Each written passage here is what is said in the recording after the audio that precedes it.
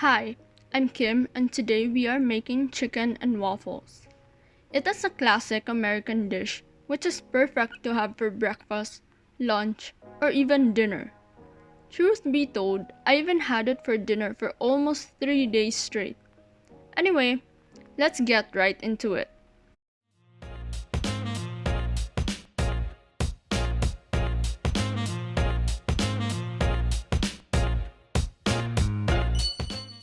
There are two parts to this recipe, the chicken and the waffles. We will start with the chicken. You will need chicken.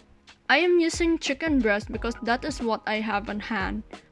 You will also need salt, walnut snowball, garlic powder, black pepper, all-purpose flour, and eggs. First, prepare the chicken breast by slicing them into strips, however big or small you want it to be. But make sure that your knife is sharp, or else you will be struggling like me. Another tip to get even slices is to cut the chicken diagonally.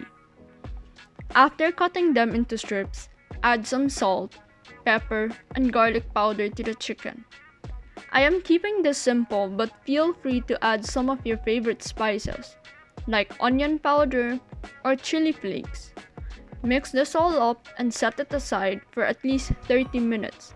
If you are in a rush, you can proceed to the next step.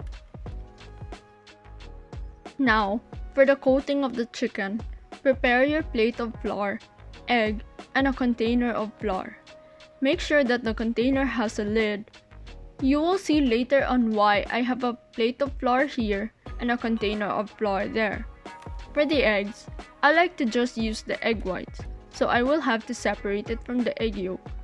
The reason for that? I don't know. That is just what my mom said, and mothers know best. As for the egg yolk, don't throw it out as you can use it to make fried rice.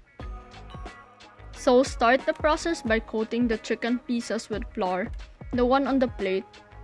Once it's fully coated, shake off the excess flour and then coat it with the egg whites. Finally, place it in the container of flour. Close the container and shake it, making sure that each chicken piece is fully coated. Doing this will help create clumps of flour which will add some crunch to the chicken. Then, set the coated chicken on a plate or fry it right away. Repeat this process with the rest of the chicken. Once everything has been coated, we are ready to start frying them. Prepare a deep pan or pot and fill it with oil about 1 to 2 inches deep. Have a wire rack ready on the side. You will need this for draining the excess oil from the chicken. Make sure to place a tray under the wire rack to catch all the crumbs and the oil from the chicken. So back to our pan. Wait until the oil is hot enough. I would say about 165 degrees Celsius. But if you don't have a thermometer, you can test this by splashing a bit of water into the oil. If it sizzles, then it is good to go. But if not, wait for a few more minutes and then test it again. When it is ready, start laying the chicken pieces away from you as you place it in the pan. Place a few chickens at a time so as to not make the temperature of the oil drop drastically.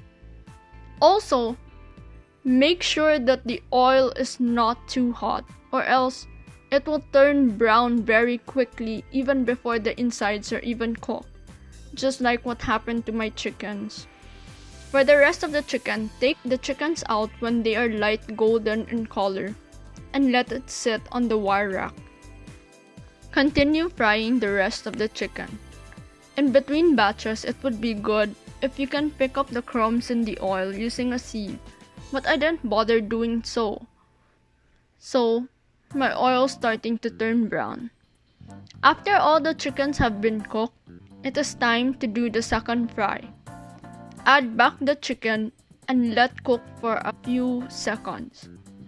Once it turns golden brown, take it out and place it on the wire rack to drain the excess oil and let cool. While they are cooling, we will prepare the second part of the recipe, the waffles. For this, you will need 2 cups of flour, make sure it's sifted, 1 tablespoon baking powder, 2 tablespoons sugar, 1/2 teaspoon salt, 1 2/3 cup of milk, 1/3 cup melted butter, and 2 eggs. In a large bowl, combine the flour, salt, and baking powder and whisk them up. Now, get your eggs and separate the egg whites from the egg yolk. Set aside the egg whites and place the yolks in the bowl with all the dry ingredients. Add in the rest of your wet ingredients, the milk and the melted butter. Mix it up until you can see no more streaks of flour and little lumps remain. But be careful not to overmix the batter, as you wouldn't want to end up with rubbery waffles.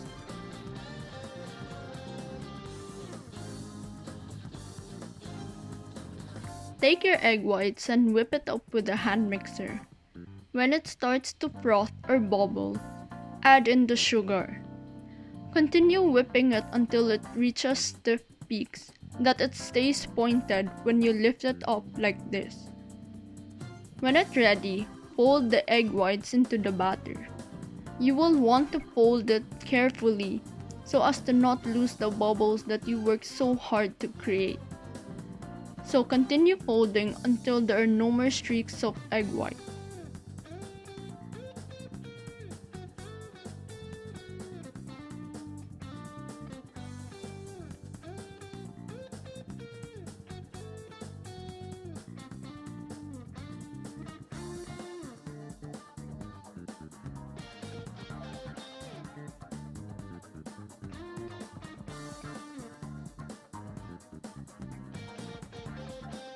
Now, it is time to cook the batter. Get your waffle iron and preheat it. Once it is preheated, brush it with oil to ensure that your waffles won't stick to the pan. Pour some batter into the waffle iron. The amount of batter to put would depend on the waffle iron. You can start with 1/2 cup and gradually add more if necessary. I placed too little the first time that it did not fill up the waffle iron, so it did not look good enough. But it's okay, because I had them for snacks and they tasted good. So, most recipes would say to cook it for 3 to 5 minutes. But my waffle iron takes forever to cook, so I suggest that you judge its readiness based on the appearance alone. When it is already golden brown, take it out and set it on a plate. Continue cooking with the rest of the batter. This made about 5 to 6 waffles for me. And finally, it is time to plate it up. Get a waffle, top it with your chicken. It's optional, but I highly recommend drizzling it with some honey or pancake syrup. And so, that's how we make a simple chicken and waffle dish fresh from the Cuisina. If you enjoyed the video, don't forget to leave a like, share the video with your friends, and comment what you would like to see in a future video. Bye!